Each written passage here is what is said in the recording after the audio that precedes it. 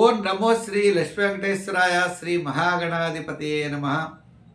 గురవే సర్వలోకానాం విషజే భవరోగిణాం నిధియే సర్వ విద్యానాం దక్షిణామూర్తయే నమ. ప్రేక్షకులకు ముందుగానే సంక్రాంతి శుభాకాంక్షలు తెలియజేస్తూ ఈ సంక్రాంతి పండుగ యొక్క విశేషం ఏంటి, మనం ఎందుకు జరుపుకుంటున్నాం అనే విషయం గురించి మనం తెలుసుకుందాం. అయితే సూర్యభగవానుడు గ్రహరాజు అయిన ప్రతి మాసము ఒక్కొక్క రాశిలో ఆయన సంచారం ఉంటుంది.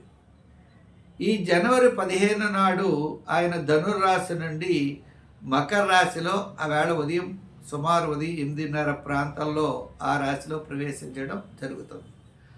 ఆ రోజు మనం సంక్రాంతి పండుగ జరుపుకుంటాం. అయితే సంక్రాంతి అని ఎందుకు వచ్చిందంటే సంక్రమణం ఇది జరిగింది. అంటే మకర రాశిలోకి సూర్యుడు ప్రవేశించడం సంక్రమణ మహాపుణ్యకాలం. అంతేకాకుండా ఇది ఉత్తరాయణ మహాపుణ్యకాలం. ఎంచేతంటే 6 మాసములు 6 రాసుల్లోనూ ఇంకొక 6 మాసములు ఇంకొక 6 రాసుల్లోనూ ఈ సూర్య సంచారం ఉంటుంది. అంటే కర్కాటక రాశి నుంచి ధనుర్రాశి వరకు 6 రాశులు పూర్తవుతాయి. ఇది దక్షిణాయన కాలం. మకరం నుంచి మిథున రాశి పరిపూర్ణమే వల్ల కర్కాటకలో ప్రవేశించే వరకు కూడా ఉత్తరాయణ పుణ్యకాలము అంటారు. ఈ ఉత్తరాయణ పుణ్యకాలంలో పుణ్యకర్మ ఆచరణకు యోగ్యమైనటువంటి ఈ యొక్క అయనం ఉత్తరాయణం. చాలామంది మంచి మంచి శుభ కార్యక్రమాలన్నీ కూడా ఉత్తరాయణంలోనే చేస్తూ ఉంటారు. అంటే ఈ ఉత్తరాయణం పుణ్యకాలం పైగా ఆ రోజు సంక్రాంతి నాడు మనకి లభిస్తుంది. ఈ సంక్రాంతి నాడు అంటే ఈ సంక్రమణ ఉత్తరాయణ పుణ్యకాలంలో స్నానము, దానము, పితృశ్రాద్ధము ఇటువంటివి విశేషమైన ఫలితాలు మనకిస్తాయి. స్నానము అంటే తప్పనిసరిగా ఆ సంక్రమణ మహాపుణ్యకాలంలో దగ్గరున్నటువంటి మహానదిలో చక్కగా పవిత్రమైన నదిలో స్నానం చేస్తే విశేషమైన ఫలితాలు ఉంటాయి. సమస్తమైన దేవతలు నదిలో ఉంటారు.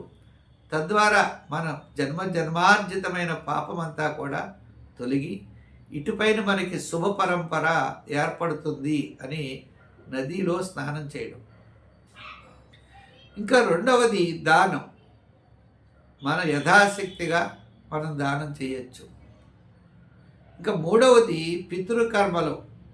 అంటే పితృదేవతలు ఇటువంటి సంక్రమణ మహాపుణ్యకాలంలో ఎదురు చూస్తూ ఉంటారట. నా వంశంలో ఉన్నవారు కనీసం తిలతర్పణమైనా ఇస్తారా, తిలలో నీళ్లు వదలడం అది చాలా చిన్న పనే కదా. కనీసం మా వంశంలో వాళ్ళు తిలతర్పణం ఇస్తారా అని మనకి ఎదురుగా వాళ్ళు చూస్తూ ఉంటారు, ఎదురు చూపు. ఆ సమయంలో వంశంలో ఎవరైతే ఈ తిలతర్పణం ఇచ్చి వారికి భోజనాదులు ఏర్పరిచి యొక్క పితృ కార్యక్రమాలను ఆచరిస్తారో వారికి ఉత్తమమైనటువంటి గతులు, వారి యొక్క సంతానానికి చక్కని అభివృద్ధి, వారి దరిద్రంతో బాధపడుతుంటే దరిద్రం పోగొట్టడం, వారి సంతానం అభివృద్ధిలో లేకపోతే వారి యొక్క సంతానాన్ని అభివృద్ధిగా పరిచేటట్లుగా వారు ఆశీర్వదించడం, అనారోగ్య సమస్యలు తగ్గడం, ఇటువంటివన్నీ కూడా ఆ పితృ కార్యక్రమాలు ఆచరించడం ద్వారా సత్ఫలితాలు మనకి పొందుతాయి. సంక్రమణ మహాపుణ్యకాలం ఒకటి, గ్రహణం ఒకటి, అమావాస్యలు ఒకటి, ఇటువంటి పితృ కార్యక్రమాలు ఆచరించేటువంటి రోజుల్లో తప్పనిసరిగా మనం పితృ కార్యక్రమాలని ఆచరించాలి. అందుచేతనే ఇది సంక్రాంతి పండుగని ఇంకొక పండుగ కూడా అంటారు, పెద్ద పండగ అంటారు. పెద్దల యొక్క పండగ అంటే ఆవేళ మనం పెద్దల్ని పూజించవలసినటువంటి పండగ కాబట్టి ఇది పెద్ద పండగ అన్నారు. ఈ విధంగా మనం సంక్రాంతి జరుపుకుంటాం. రెండవది ఒక విధంగా కూడా దీన్ని మేషరాశి నుంచి 10వ రాశి మకర రాశి అంటే మన కర్మస్థానము అని. కర్మస్థానము అంటే మనం జన్మల నుంచి చేసినటువంటి పాపపుణ్యాల యొక్క ఫలితం వల్ల మనకి ఇప్పుడు వాటిని అనుభవిస్తూ ఉంటాం. ఇప్పుడు అనుభవించేటువంటి రోగములు కానీ, సంపద కానీ, ఇవన్నీ కూడా దరిద్రం కానీ మనం ఏవైతే అనుభవిస్తున్నామో అది పూర్వజన్మ సంచయ పుణ్య ఫలము అని గుర్తించాలి. ఇప్పుడు ఆచరించడం ద్వారా గత జన్మలో చేసినటువంటి పాపములన్నీ కూడా తొలగి మనకి శుభ పరంపర ఏర్పడుతుంది. అటువంటిది 10వ స్థానము జ్యోతిష ప్రకారంగా మకర రాశి దశమ స్థానము కర్మస్థానము అన్నారు. కాబట్టి ఇటువంటి కర్మస్థానంలో సూర్య భగవానుడు ప్రవేశించి ఉత్తరాయణ పుణ్యకాలంలో మనం ఏ పుణ్య కార్యక్రమాలు ఆచరించినా అవి అనంతమైనటువంటి ఫలితాలని మనకి చేకూరుతాయి. ఇది ముఖ్యోద్దేశం. ఈ సంక్రాంతి పండగ అనేది మనం కొన్ని ప్రాంతాల్లో విశేషంగా చేస్తూ ఉంటారు. కానీ ఈ సంక్రమణ పుణ్యకాలం అనేది ప్రపంచమంతా ఆచరిస్తారు. మన భారతదేశంలో ప్రతి ఒక్కరూ కూడా ఈ పుణ్యకాలాన్ని మాత్రం వదిలిపెట్టరు.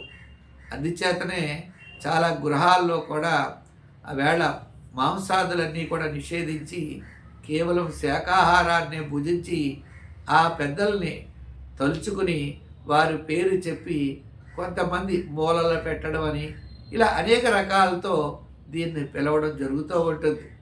అటువంటి సంక్రాంతి మహాపుణ్యకాలాన్ని మనం పవిత్రమైన దానిగా భావించి ప్రతి ఒక్కరూ కూడా కర్మాచరణులై, అంటే ధర్మం చెప్పినటువంటి వేదం చెప్పిన శాస్త్రము చెప్పిన ధర్మ కార్యాచరణను ప్రతి ఒక్కరు కూడా ఆచరించండి. తప్పకుండా ఇటువంటి మహాపుణ్యకాలాన్ని ప్రతి ఒక్కరూ కూడా యథోచితంగా వారికి తోచిన విధంగా దీన్ని ఆచరించండి. సత్ఫలితాలు పొందుతాయి. దాంతోపాటు ఆనందమైనటువంటి జీవనం కూడా మనకి పెద్దల యొక్క ఆశీస్సులతో లభిస్తుంది అనేటువంటి విషయాన్ని కూడా ప్రతి ఒక్కరూ గుర్తించండి. స్వస్తి. మేము ప్రతి ఒక్కరూ కూడా ఈ కార్యక్రమాన్ని 10 మందికి అందించడం కోసం ప్రతి ఒక్కరూ కూడా మనస్ఫూర్తిగా షేర్ చేయండి, లైక్ చేయండి. మా యూట్యూబ్ ఛానల్ మరి పుల్లెల సత్యనారాయణ అని ఉంటుంది. ఇప్పటివరకు మీరు ఎవరైనా కనుక సబ్స్క్రైబ్ కాకపోయినట్లయితే తప్పనిసరిగా సబ్స్క్రైబ్ అవ్వండి. మరిన్ని మంచి వీడియోలు మీకు మేము అందిస్తాం. మరి ఇంకొకసారి మీకు అందరికీ కూడా సంక్రాంతి శుభాకాంక్షలు తెలియజేస్తూ సర్వే జన సుఖినో భవంతు. స్వస్తి.